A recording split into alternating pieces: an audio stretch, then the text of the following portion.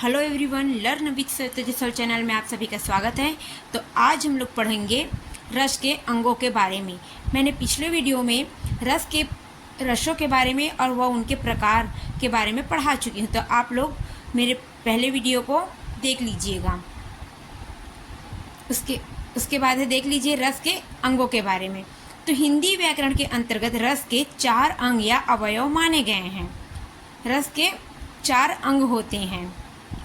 पहला है स्थायी भाव, संचारी भाव, विभाव, अनभाव। विभाव के 2 भेद होते हैं, आलंबन, उद्दीपन। फिर आलंबन के भी 2 भेद होते हैं, विभाव को विषय भी बोला जाता है और है आश्रय। तो चलिए सबसे पहले देखते हैं स्थायी भाव के बारे में। तो सबसे पहला है हम लोग का स्थायी भाव। स्थायी भाव क्या होता है?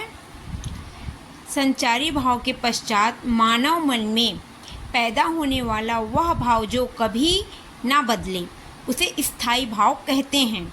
स्थायी भाव की संख्या 9 बताई गई है। तो स्थायी भाव जो मानव मन मतलब व्यक्ति के मन में पैदा होने वाले भावना वो कभी नहीं बदलती, वो क्या है? स्थायी भाव है। स्थायी भाव की संख्या 9 बताई गई है। पहला है श्रृंगार रस पे है आप लोग का रति या प्रेम। दूसरा है हंसी या हास। तीसरा है शोक दुख। वीर रस का होता है स्थायी भाव उत्साह। फिर अद्भुत रस का होता है आश्चर्य विस्मय। भयानक रस का होता है भय। रौद्र रस का होता है आप लोग का क्रोध। विभत्स रस का होता है जुगुप्सा। शांत रस का होता है निर्वेद। ये हुए हम लोग के स्थायी भाव 9। तो एक एक करके हम लोग इनके बारे में पढ़ेंगे।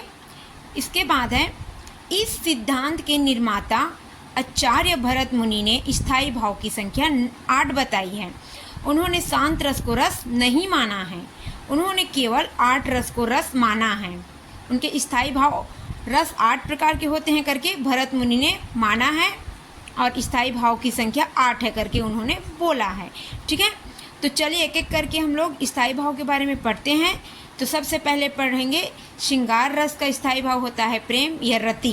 तो उसके बारे में चलिए देख लेते हैं। प्रिय वस्तु में मन प्रेम पूर्ण उन्मुख भाव को रति कहते हैं।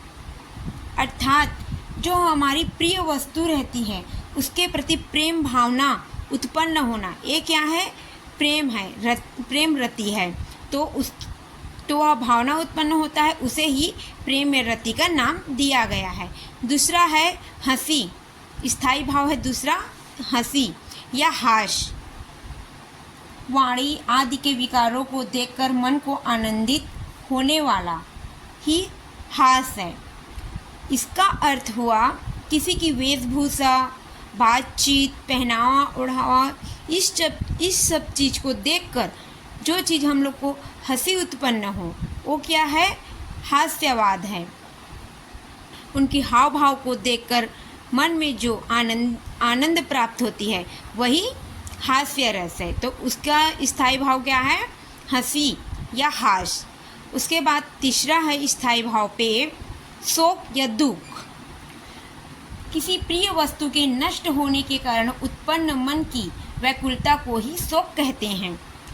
अगर कोई वस्तु जो हमें प्रिय लगती है या किसी चीज़ का बिछड़ जाना, वो क्या है? शोक। या नष्ट हो जाती है तो हम लोग को दुखी महसूस होता है, तो क्या है? शोक का अनुभव कर रहा है वहाँ पर। उसके बाद है उत्साह। उत्साह क्या है? कार्य करने में स्थिरता तथा उत्कर आवेश ही उत्साह कहलाता है। इस पे हम लोग किसी कार्य को उत्साहपूर्वक करते हैं, तो क्या है? उत्साह है। उसके बाद नेक्स्ट है 5वां स्थायी भाव है क्रोध। शत्रुओं के विषय में आवेश का दूसरा नाम ही क्रोध है। किसी कार्य को करने के लिए किसी की निंदा, देशभक्ति, अपमान होता है तो वहाँ पर हम लोग को क्रोध आता है, तो ये क्या है? क्रोध। रौद्र रस का स्थायी भाव होता है क्रोध। उसके बाद है अद्भुत रस का आश्चर्य होता है। अद्भुत रस का क्या होता है? आश्चर्य स्थायी भाव। तो उसमें क्या है? किसी वस्तु, व्यक्ति अथवा कार्य को देखकर आश्चर्यचकित होना, तो क्या है? विस्मयजनक है, आश्चर्य। अलौकिक शक्ति से युक्ति किसी वस्तु के दर्शन इत्यादि से उत्पन्न मन के विस्तार को विस्मय कहते हैं। किसी चीज को देखकर आश्चर्यचकित रह जाना, ये क्या है? विस्मय है। फिर सातवां है भय, डर। किसी भयानक वस्तु, दृश्य, जीव या व्यक्ति को देखने या सुनने से उसके स्मरण मतलब याद रखने से हम लोग के मन में भय पैदा होते हैं, उसको भयानक रस कहते हैं। तो भयानक रस का स्थायी भय होता है भय। किसी शक्ति से उत्पन्न मन को व्याकुल कर देने वाला भाव भय कहलाता है। उसके बाद है आठवां आप लोग का जुगुप्सा। विभत्स रस का होता है जुगुप्सा। दोष के कारण किसी वस्तु के प्रति उत्पन्न घृणा को जुगुप्सा कहते हैं। किसी दृश्य को देखने सुनने में मन में उठकर नफरत की भावना, ये क्या है? जुगुप्सा है। उसके बाद नेक्स्ट है, उसके बाद है नौवां है शांत रस, जिसको भरत मुनि ने नहीं माना है, तो उसके बारे में भी जान लेते हैं। शांत रस का स्थायी भाव होता है निर्वेद। इच्छाहीनता की अवस्था में अथवा सभी प्रकार की इच्छाओं के शांत हो जाने पर आत्मा के विश्राम से उत्पन्न सुख को ही निर्वेद कहते हैं, अर्थात वैराग्य जीवन जीना। ये क्या है आप लोग का? शांत रस है। तो ये हुए हम लोग की स्थायी भाव 9। उसके बाद नेक्स्ट है रस के अंक पे संचारी भाव। संचारी भाव का परिभाषा देख लीजिए।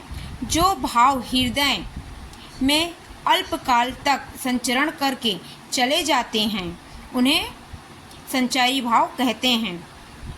इनकी संख्या कितनी है? 33 है। जो भाव मन में अल्पकाल मतलब थोड़ी देर के लिए एकत्रित रहकर चले जाते हैं वो क्या है? संचारी भाव है।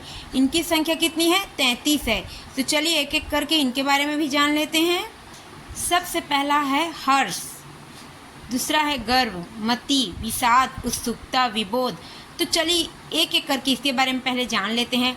हर्ष, हर्ष का क्या होता है? उत्साह, प्रसन्नता, खुशी, आनंद। गर्व का क्या होता है? सम्मान, आदर, संगति, उपलब्धि या संपत्ति मिलना। मति का क्या है? बुद्धि, समझ, अकल। विषाद का क्या है? विषाद का अर्थ होता है दुख। उत्सुकता का अर्थ होता है आगे जानने की लालसा। विबोध का अर्थ होता है समझदार। त्रास, त्रास का अर्थ होता है डर, भय, तकलीफ। उसके बाद है चपलता का अर्थ होता है शीघ्रता से सोचने वाला या निष्कर्ष निकालने वाला। आलस्य का होता है आलसी, सुस्ती। भय का होता है खौफ या घबराहट। निंदा का होता है बुराई करना। उसके बाद है दीनता का होता है गरीब या निर्धन। लज्जा का होता है आप लोग का संकोच या शर्म। जड़ता का होता है गतिहीनता। उसके बाद है स्वप्न का, स्वप्न का होता है ख्वाब। ग्लानि का होता है अक्षमता। मन की एक वृत्ति जिसमें आपने किसी की बुराई या दोष आदि को देखकर अनुत्साह, अरुचि, घृणता उत्पन्न होती है। उसके बाद है आवेग, आवेग का जोश, बिना सोचे समझे कर बैठने, किसी कार्य को कर बैठना, ये क्या होता है? आवेग। स्मृति का याददाश्त, अभिप्रेरणा, मोटिवेशन। फिर उसके बाद है असूया। असूया का अर्थ होता है दूसरे के उत्कर्ष को देखकर ईर्ष्या करना। किसी के अच्छे कार्य को देखकर हम लोग जल जाते हैं, वो क्या है? असूया है। आमर्ष, आमर्ष क्या होता है? विरोधी का कुछ ना कर पाने के बाद यह भाव उत्पन्न होता है, आमर्ष। उसके बाद है चिंता। चिंता का क्या होता है? बेचैनी, घबराहट। निर्वेद का क्या है? ईश्वर का उपहार।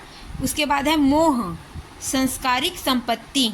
प्रीति का है इच्छाओं का पूर्ति होना।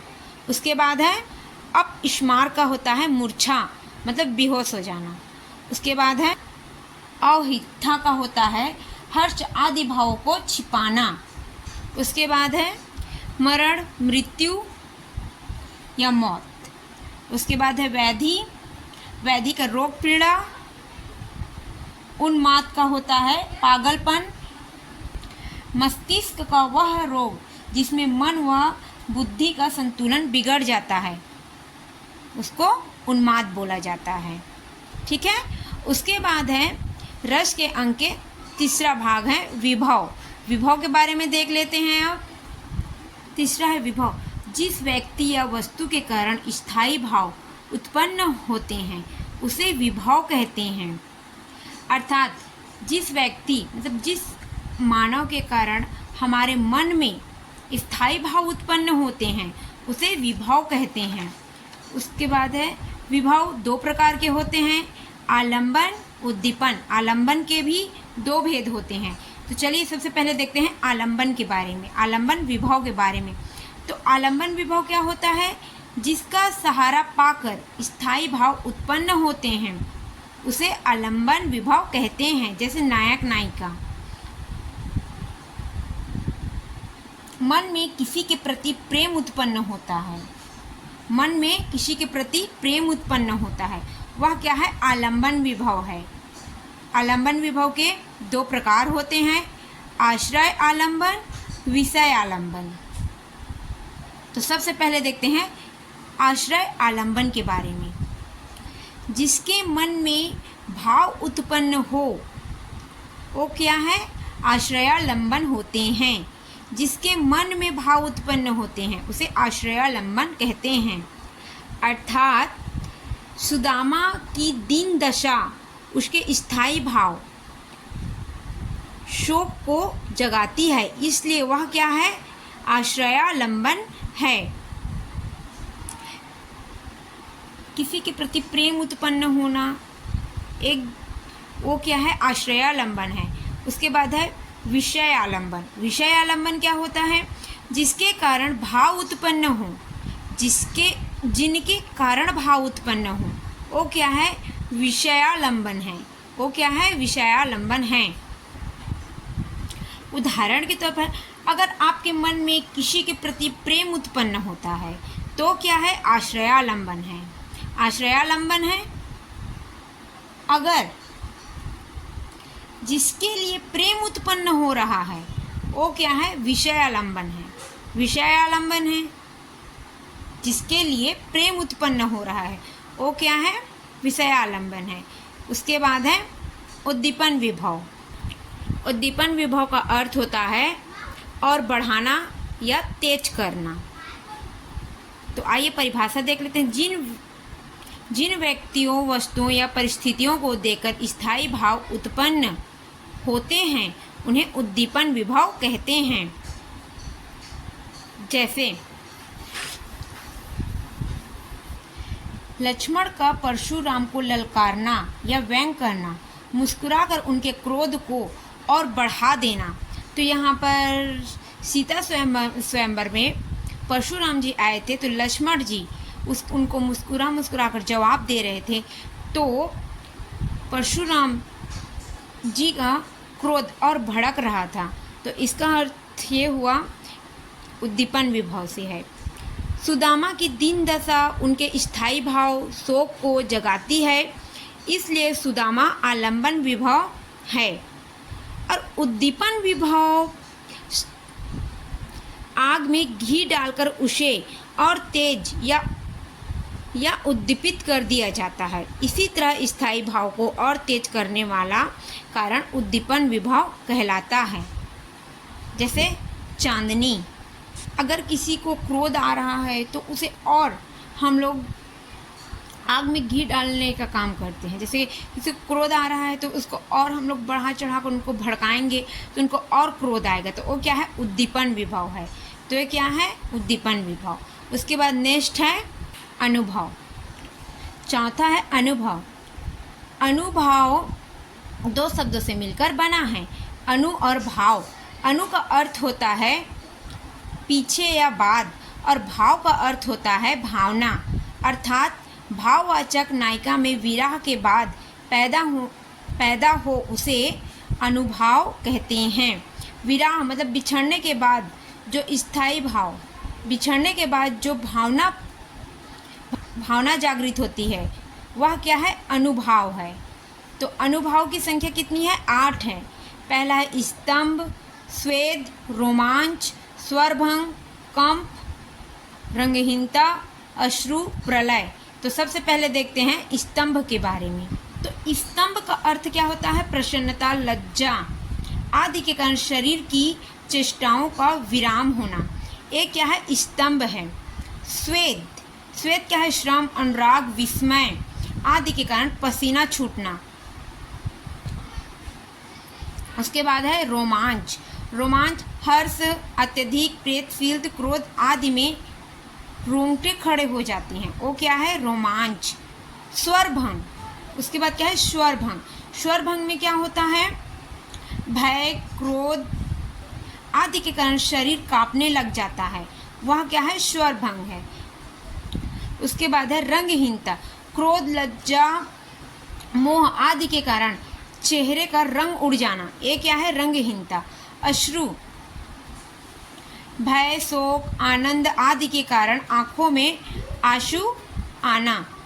आंसू आना का अर्थ होता है, इसका अर्थ है आनंद वाला आंसू, ना फिर और रोने धोने वाला आंसू नहीं, आनंद की आंसू। जैसे कि हम लोग किसी भी बात को सुनकर या किसी भी पल को सोचकर मुस्कुराते हैं, आनंदित हो जाते हैं, तो हमारी आंखों से आंसू बह जाते हैं, वो क्या है? अश्रु। उसके बाद है प्रलय, प्रलय का क्या है? मोह, निंदा, निंद्रा, मंद आदि के कारण चेतना शून्य हो जाता है, वो क्या है? प्रलय है। उसके बाद है अनुभव के 4 भेद होते हैं। अनुभव के कितने भेद होते हैं? 4, कायिक, वाचिक, सात्विक, आहार्य। तो सबसे पहले देखते हैं कायिक अनुभव के बारे में। काया का अर्थ होता है शरीर, काया का अर्थ क्या होता है? शरीर। जहाँ पर नायक नायिका एक दूसरे के करीब आने के लिए अथवा शारीरिक क्रियाकलाप करते हैं, वहाँ कायिक अनुभव होता है। मतलब यहाँ पर नायक नायिका का प्रेम मिलन होता है, वो क्या है? कायिक अनुभव है। जैसे कि पलकों का उठना, गिरना, हाथ हिलाना, आँख मारना इत्यादि। तो उदाहरण है इसके लिए, खंजन मंजू तिरछे नैनन, निजपति कहे छू तिन्ही सिया नैन। इसका अर्थ हुआ, वन जाते समय गांव की स्त्रियों को सीताराम का परिचय सीता जी ने किससे दिया? तो आँखों से देती हुई बोली गांव के स्त्रियों को। तो ये क्या है? कायिक अनुभव का उदाहरण है। उसके बाद है आप लोग का वाचिक अनुभव। वाचिक अनुभव, वाचिक का अर्थ होता है वाणी। जहाँ पर नायक नायिका एक दूसरे के करीब आने के लिए वाणी का प्रयोग करते हैं, उन्हें वाचिक अनुभव कहते हैं। मतलब शब्द का प्रयोग करते हैं एक दूसरे के करीब आने के लिए। बातचीत, धीरे धीरे बात करते करते एक दूसरे के करीब आ जाते हैं। तो लिए है, कोई गीत गुनगुनाता है, कोई सीटी बजाता है, कोई बातें करता है। आजकल तो फ़ोन से ही बातें हो रही है। बूझन श्याम कौन तू गोरी, कहाँ रहती का की हो बेटी, देखी नाही कभू वज्र खोरी। इस सूरदास ने लिखा है। यहाँ पर कृष्ण भगवान और राधा, इनका वर्णन किया जा रहा है। किससे? शब्दों से, वाणी से। मतलब यहाँ पर राधा और कृष्ण एक दूसरे के करीब वाणी मतलब शब्दों के माध्यम से करीब आ रहे हैं। उसके बाद है तीसरा, सात्विक या मानसिक अनुभव। सात्विक का अर्थ होता है मन में। जहाँ पर नायक नायिका एक दूसरे के करीब आना चाहे परंतु मन की बातें मन में दबाकर रह जाए, वहाँ सात्विक या मानसिक अनुभव होता है। नायक नायिका अपने मन की बात मन में दबाकर रह जाती है, एक दूसरे को नहीं बताती है, तो ये क्या है? सात्विक अनुभव है। इसके लिए उदाहरण है, गायुषहम नहीं, गायुषहम नहीं, कछु कही आवा, जानू साचन झपटे ऊमन भावा। इसका अर्थ हुआ, कंकई द्वारा वरदान मांगने के पश्चात राजा दशरथ के मुख से एक भी शब्द नहीं निकला, इसलिए ये क्या है? सात्विक अनुभव है। जब कंकई ने 3 वचन मांगे थे तो उन्होंने जब राजा दशरथ को ये वरदान मांगे तो राजा दशरथ के मुख से एक भी शब्द नहीं निकला। तो ये क्या है? सात्विक अनुभाव है। उसके बाद आहार्य अनुभाव। आहार्य अनुभाव में क्या होता है? आहार्य का अर्थ रूप है सज्जा या वस्त्र। सज्जा अर्थात जहाँ नायक नायिका एक दूसरे के करीब आ जाए वहाँ आहार्य अनुभाव होता है। वस्त्र संदर्भ को देखकर, उनके सुंदरता पहनाव ओढ़ाव को देखकर एक दूसरे के करीब आना, एक क्या है? आहार्य अनुभाव होता है। इसके लिए उदाहरण है, नील परिधान बीच सुकुमार, खुल रहा मृदुल अधखुला अंग, खिलयो ज्यों बिजली बिजली का फूल, मेहवन बीच गुलाबी रंग। जयशंकर प्रसाद ने इसको लिखा है। इसका अर्थ हुआ, श्रद्धा के वस्त्र संदर्भ को देखकर मन उसकी ओर आकर्षित हो रहा है। इस पे जो कपड़ा पहने हैं वस्त्र को देखकर मन में उसकी ओर आकर्षित खींचे चले जा रहे हैं। तो एक क्या है? आहार्य अनुभाव यहाँ पर स्पष्ट हो रहा है। तो रस में बस इतना ही है, रस के अंगों के बारे में। तो नेक्स्ट वीडियो में मिलते हैं। थैंक यू, धन्यवाद, टेक केयर, बाय बाय।